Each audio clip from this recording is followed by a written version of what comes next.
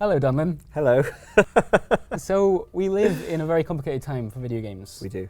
It used to be the case that you could launch a game and what was on the disc was on the disc, and you just have to deal with it. Yep.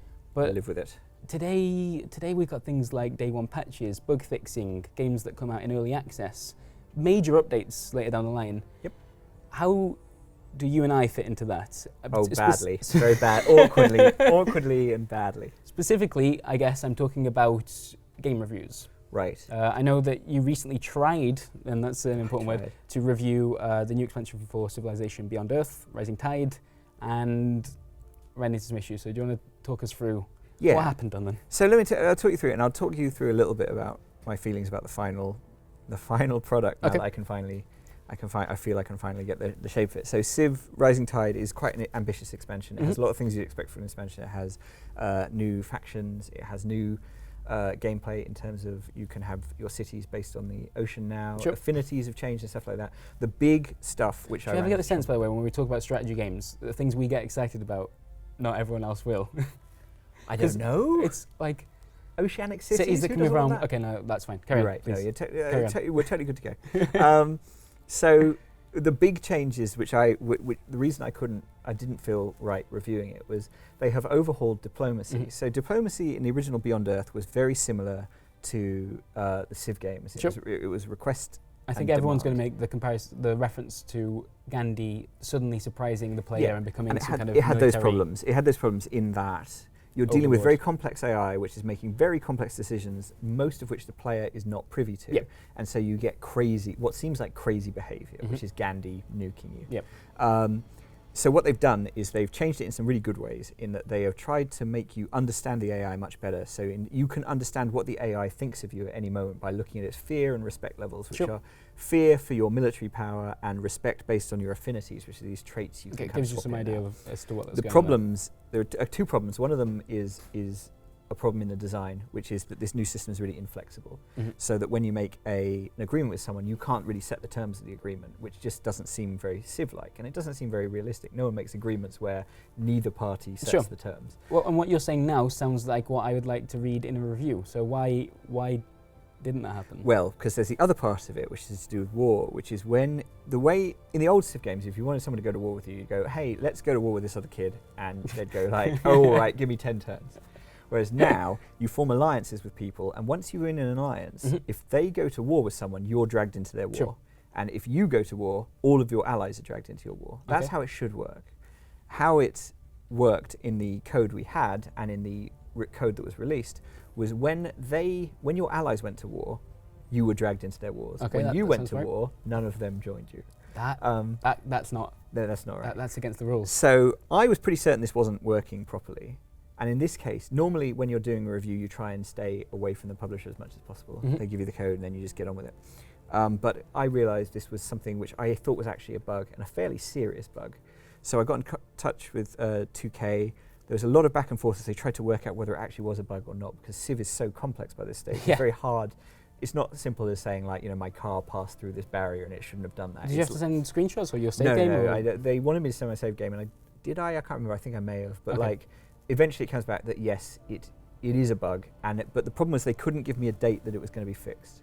So I couldn't go, oh, this will be fixed by the time the review is live. And there was certainly no way I could test it.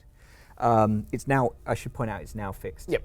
I just very quickly want to say it is now fixed, and now the only problem is that diplomacy is still really inflexible. Sure. Yeah, we've covered that bit, but specifically, like, whilst you're reviewing it, and also you knew that this was going to be a problem on launch day, which is perhaps when the review was going to go live. I think the review went live the day before launch day. Okay. But in fact, we ended up not reviewing it because there was this problem. So when the game went live, it had this problem, and it has since been fixed. So it's now fixed. But yeah, there was this serious question of, like, I felt we shouldn't review it because it was a bug that the developer knew about and that the developer was working on a fix for. If you review a game and it's completely busted and there's all these things going wrong, and you just feel that what defines the game is its brokenness, something like boiling point or something like that. So, or I guess this is the difference between Rising Tide and one of the last games we talked about, which was Tony Hawk's Pro Skater 5. Yeah, absolutely. Tony Hawk's Pro Skater 5 is a game that apparently no one loved during development, and it came out and all it is bugs. That's the only sort of salient details. Okay. underneath that as well, you could say underneath that, even if they fixed it, this game is still boring. Sure. So I feel safe reviewing this at this point. Rising Tide has a lot of good things going on, but you need it had to see it had this one crucial bug which they were working on fixing. Okay. So it felt like that was a fairly simple decision to make. You could still argue that we were too cautious, but that was a fairly simple decision for me to make where I go, I don't want to review this right now. All right, so my next question kind of comes with, I've had a similar experience myself actually. I reviewed Total War Rome 2 back in 2013, which is a game that I'm sure most people know for a troubled launch, and indeed one that they would eventually kind of keep working on, keep patching for a year, 12 months of patching. When do you write the review for that? When is the cut-off point? Rome is a really tricky case. I think the future of this is tricky cases. Mm-hmm. You know, I think that this is a problem which is not going to get easier to solve. It's going to get much harder to solve. Already on Eurogamer, I'm much more used to seeing a kind of a first day impressions piece with a review down the line, and I think that is what is going to happen, even with single player games. You know, Rome. I think there are two things that were interesting about that, and we talked about them a little bit with respect to Civ already. Is there are things they had to fix, things that were broken. And then there were just things that people didn't like, and that they were subsequently for the rest of the year, they were patching and trying to change. They were trying to keep up with what their audience liked. So that's a difficult. My feeling is you review at the point where as much of the stuff is fixed as possible. Sure. Or when you have something which is emblematic of the product, and that's very much where it becomes like a judgment call. Is where, like I would say, Tony Hawk's on release, it was emblematic of the product. It's like this is something that is broken and a bit janky, and that's its spirit, if you will. Whereas I think with Rising Tide, it's much easier to go the other way. This is something which probably works, but I don't particularly like the way it works. But this bit is actually broken. Rome is a much more complex case in that the problems within it go right to the heart of it, and I think that's a way harder call to make. What I ended up doing with that game, I remember, was a review on the embargo. I'm not sure exactly when that was. That might have been just before it launched or on launch day, but then returned to it at a later date once some significant patches had happened and said, okay, 3-4 months on, what's Rome 2 like now? I think it's really good to do that. If there's one good thing that comes out of this is us returning to games after the fact. Because they change, They change, absolutely. I don't think that returning to games, I don't think that's a review, though. I don't think that's a re-review. Yep. I think you have one chance to launch your product and get a number at the end of it, if that's your bag.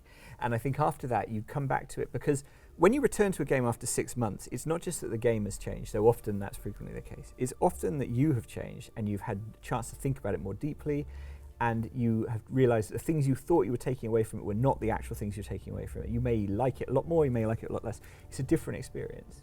And I think that is something which is always valuable to do, and I hope you'll see a lot more of us doing that in the future. Even with games which didn't have trouble to launch, it's just going, I've come back to this after a while, and here is something I think about it. You know, I've realised, once again, often with these discussions that we have, I think we're just trying to keep up. We're just trying to keep up with these games that move so quickly. They're not static things, and that is frustrating at times. Sure, Assassin's Creed Syndicate launched with 2 day one patches, but that's also something to be celebrated at times when games can change and react. Yeah, I mean the other side to think about with this is that in the old days, you know, you'd get your game on a disc, and if it was broken forever, and that was it.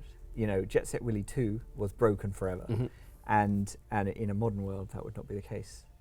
Often though, the flip side of that is that interesting games with interesting rough edges, there's a greater pressure on them to lose those interesting rough edges, and I think that's a shame. I think if part of this post-release patch is kind of removing the interesting texture of games, then I think that's a shame. All right, well, there we are. Yeah, reviews.